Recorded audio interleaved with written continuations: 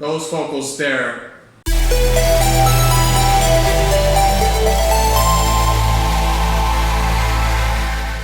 Greetings Wanderer, this is Atlas here and welcome to The Void.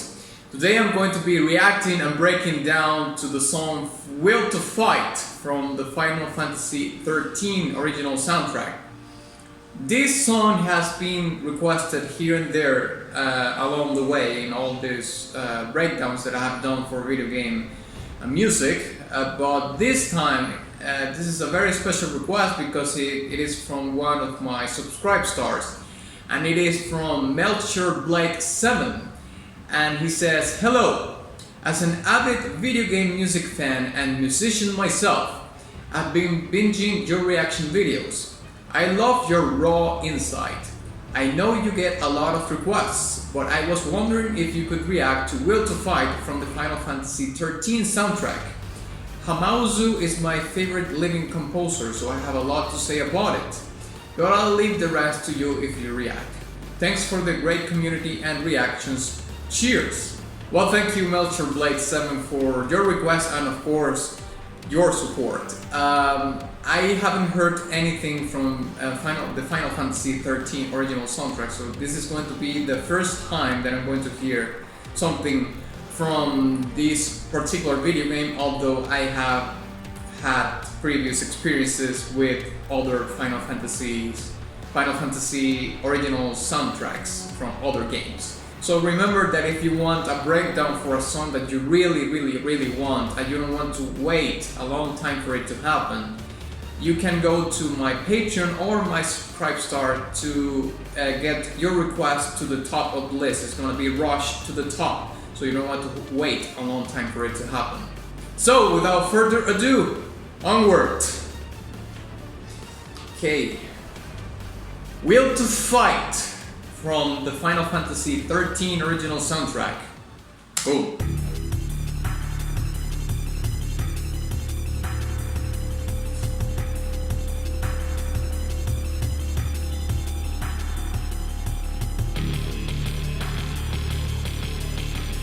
Okay, this is drastically, completely different from other tracks that I've heard.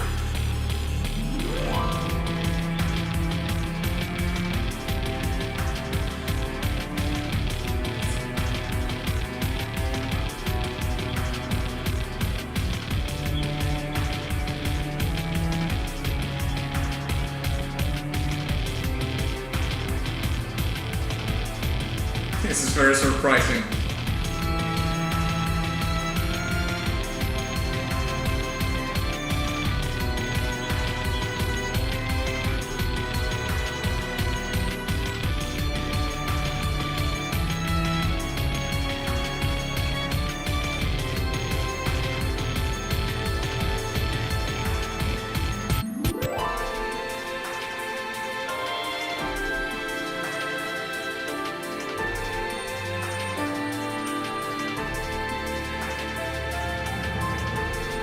This is interesting.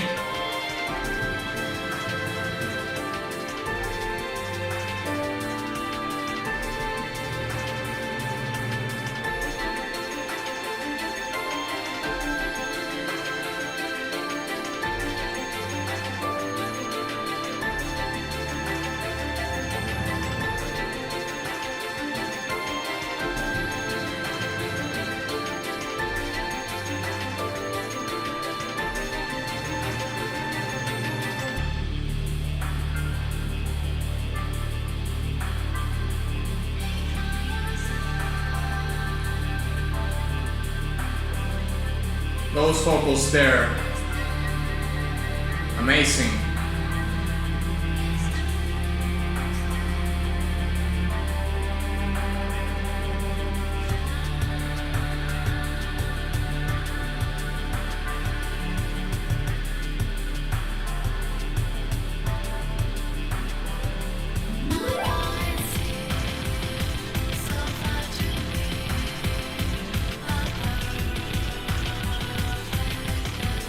Okay, the song got way better with the vocals.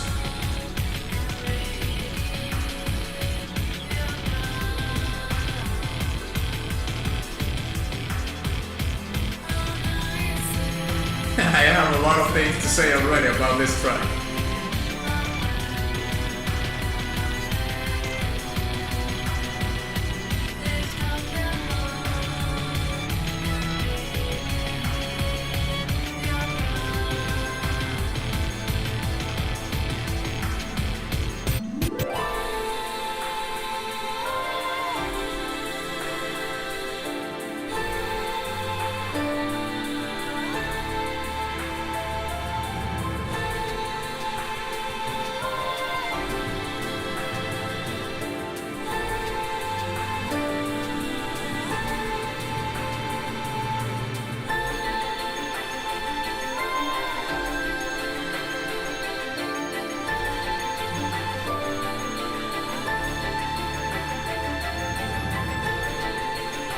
This is a breath of fresh air compared to the other tracks.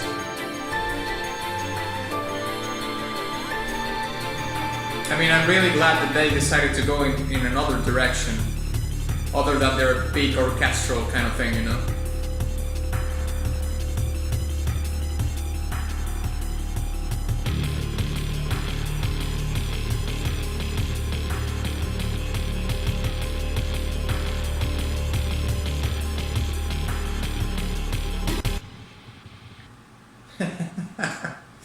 There it is, right? Alright. Yeah. Me like this a lot. The first thing that I can say, or well, what we are going to be talking mostly in the breakdown is all the different genres that are mixed in this melting pot, let's say. I'm just gonna stop right there because otherwise, like always, I'm just going to start blabbering in this section and I'm going to do the breakdown here. So let's break it down.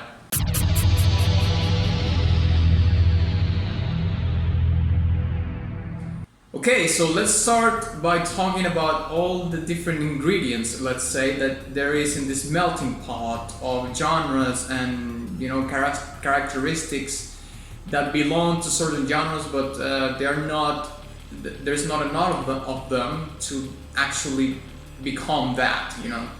So I think that the thing that is permeating this song is basically like an industrial rock song, but it also has like details, minute details of trip hop and glitch pop and all these 2000 Northern European electronic music vibe that I'm catching on this song, but that is,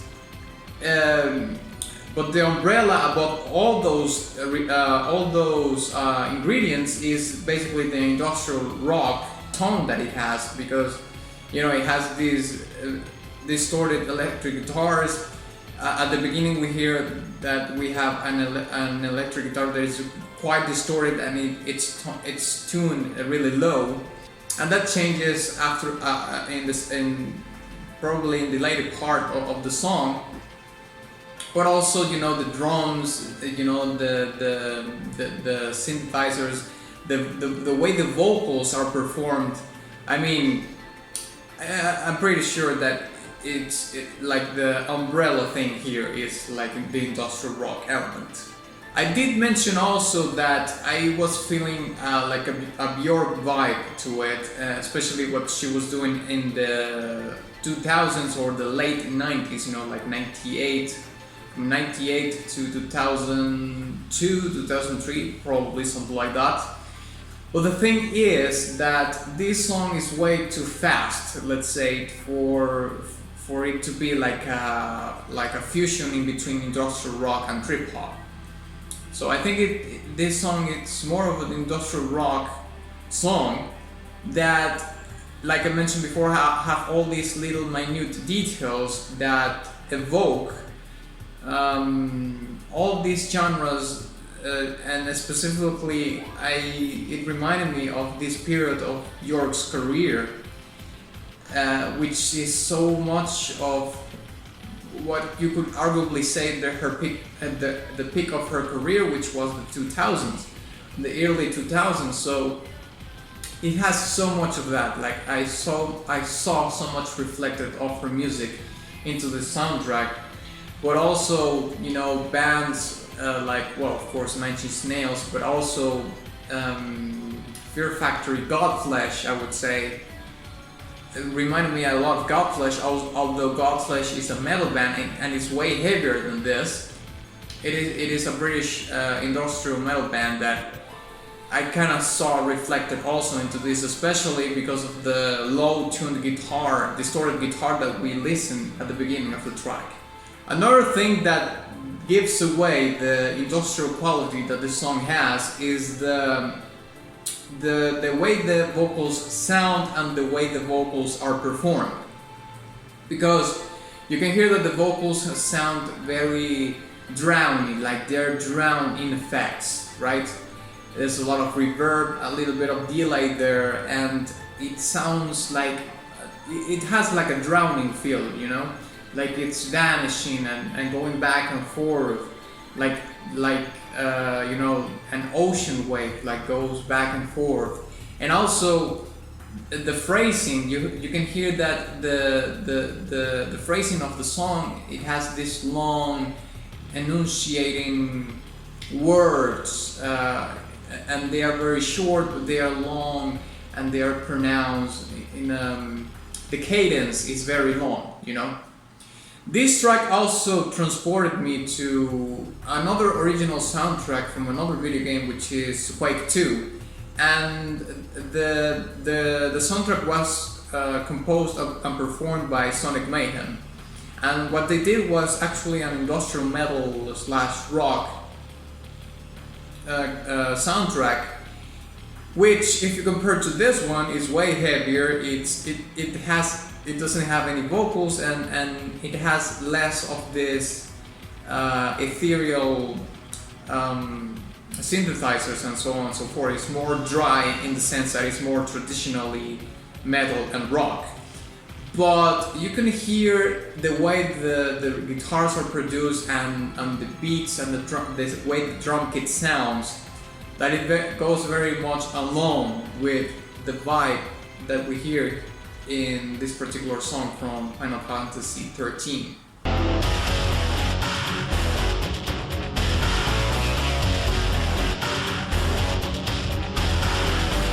Another song that I could quote that could exemplify very well how the vocals are performed here and how the vocals are performed in that song, and how incredibly similar they are in the way they are performed and the way they sound, is this band called Mechina. And you know, they are a very, very heavy industrial metal band, and they have a song called what is it called? Cryoshock, I believe it is. If I find it, I'm gonna leave it in this card so you can check it out. Listen to the female vocals on that track, and come back here and tell me what similarities you hear between this track and that Mechina track. So to close it up, I'm very surprised that they decided to take this direction into this. Well, I don't know if the entire original soundtrack from Final Fantasy XIII is like this song, but at least in this one, it is so incredibly refreshing to hear a song in such a different direction, because all the other songs that I've done for Final Fantasy are more about the orchestral elements and so on and so forth. But this one, it's like something entirely and completely different, and I love that they did that, because somehow, even though I haven't played the game, it totally works for the kind of the vibe and the feel that I have from this particular video game, because although I'm not an expert in Final Fantasy, I have played a little, 4 or 5 hours into, I'm 4 or 5 hours into Final Fantasy VII, the original, the OG game, the one that was released in the 90s, and you know, I can hear it. I can hear how this could be a soundtrack for that video game, and that would work. I was also talking about this synthetic layer that is the umbrella, along with the industrial rock thing that is going on here, but of course that comes imbued in the industrial element of it. You can hear it in the drum kit. It sounds very synthetic. The synthesizer is always going to be synthetic, like 99.9% of the time. The way the vocals are drowned or that they sound drowned because they are so much processed into effects that actually, of course, gives it this particular characteristic of being synthetic, but also sounds very lush and ethereal. Also, I did a little bit of research, and the only thing that I wanted to know is when this game was released, and it turns out that it was released in 2009, which is very surprising because I've been mentioning the early 2000 all along, and it turns out that this game was released in 2009. So it is particularly interesting that this game was released at the last leg of that particular period of time, of those on that decade, 2009, but has this, well, I don't know if the entire soundtrack is like this track, but it has this track that evokes all this early 2000s Northern European electronic music, and also this industrial rock that comes that is very much inspired by Nine Inch Nails, but also, like I mentioned, the UK industrial scene, like Godflesh a little bit. Because in the early 2000s, in the opening of the new millennium, everything was about the coming of a new age, it became about bright colors, and electronic music was very, very, very, on the top of everything else, because it was like the electronic music always, for some reason, evokes like the future or futurism, and something that is on the bleeding edge of technology or something like that. So you would see in the 2000s, and you can look any music video in the 2000s, like from the Backstreet Boys or what else, any Northern European electronic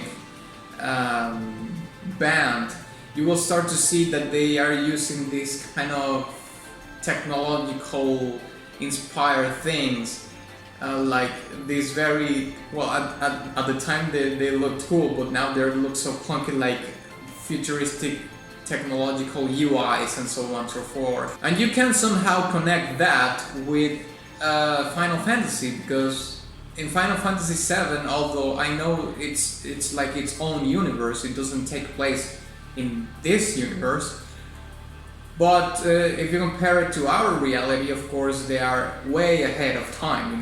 You see all the macro reactors and the weapons and the cars, the way the cities are structured and all these things. That goes very far into the future, and evoking those early 2000 vibes that had the same vibe and similarity, and was oozing that, like we are coming into the new millennium, like we made it here. That's what it is evoked in this particular track, and it's interesting that they decided to take that emotion, that idea, into a soundtrack for a game that was released in 2009. So yeah, I think I'm gonna give this track a golden badge. It was a great song. I loved that they decided, or the composer decided, to take another direction, a completely different direction from other Final Fantasy original soundtracks. Like I mentioned before, I don't know if all this original soundtrack is like this song, but this song is definitely quite refreshing to my ears, and it evoked so much good memories from those early 2000 fashion styles, and the way pop culture perceived the coming of the new millennium, especially in the music videos and so on and so forth, and the music itself, of course. So thank you very much for watching this video. If you enjoyed it, please give it a like and share it with your friend. Also, please don't forget to visit my Patreon or my Subscribe Star, so you can get your request to the top of the list, rushed to the top of the list, so you don't have to wait a long time for it to happen, and you will get also other perks and other benefits with it. And my Teespring shop where you can get very cool merch and all that jazz. And of course, ex nihilo nihil fit.